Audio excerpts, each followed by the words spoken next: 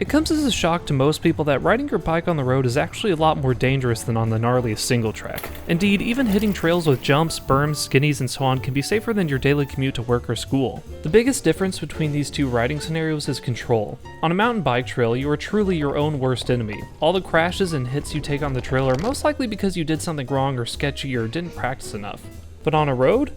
Sure, it's easy for you to pedal down some concrete and asphalt, but you have no control over the hundreds of drivers and one-ton death machines flying around you as you head to work. But worry not, as this danger can be mitigated significantly. Here's 5 tips for those times where you have to ride on the road and would prefer not to join the ranks of the armadillos as a squishy speed bump. These first 2 tips are all about how you interact with the road and other drivers. So number 1 is to know the rules of the road. To many bikers' chagrin, when you're riding on the road with a bike, you have to treat yourself the same as any other motor vehicle. Now, specific laws may change from place to place, but you still have to stop at stop signs and traffic lights and follow road signs, except the speed limit ones, of course. The only main difference is that you should always keep as far right as possible on roads, unless you're taking a turn. And while you're taking that turn, you should probably be familiar with this next tip. Learn how to signal. While many drivers may think of signaling as optional, please, it's just a little tap on a lever, it's not that hard. For bikers, you should definitely think of it as a requirement. Remember, you don't have lights that turn on and off when you're stopping or turning, so you need to take care of informing drivers of your intentions yourself. Good driving means being as predictable as possible to everyone around you, and it's no different with bikes. There's just 3 signals you need to know. Stop, signal left, and signal right. Now all these signals are done with the left hand, so you can keep one on your handlebars. To signal left, you simply extend your arm out to your left with a flat hand. To signal right, you do the same motion except you bend your forearm upwards so your elbow is making a 90-degree angle. To stop, it's the same thing, except you bend your forearm downwards at a 90-degree angle. Now these next couple tips are all about visibility.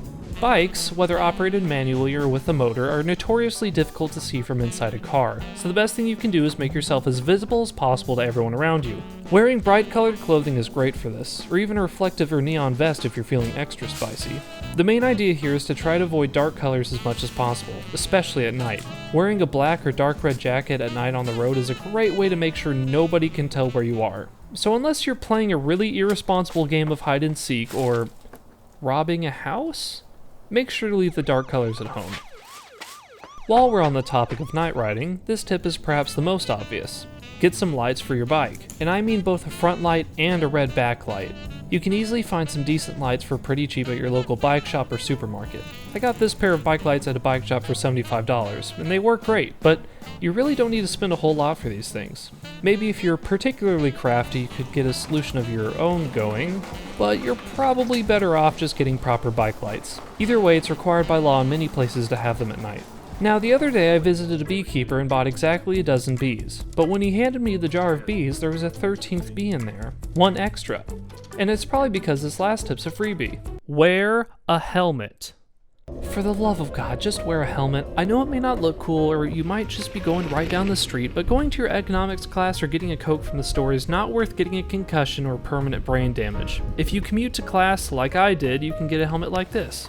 It's an alright helmet with leather straps and a magnetic buckle, but the best feature is this little hole right here to lock your helmet with your bike at a bike rack, so you don't need to carry it around with you. You will need a lock that can fit through it, however. So there you go. 5 simple tips for when you'll inevitably have to ride your bike on the road somewhere, even if it's to a trailhead. I hope y'all stay safe out there. Thanks for road biking with me, and I'll see y'all next time.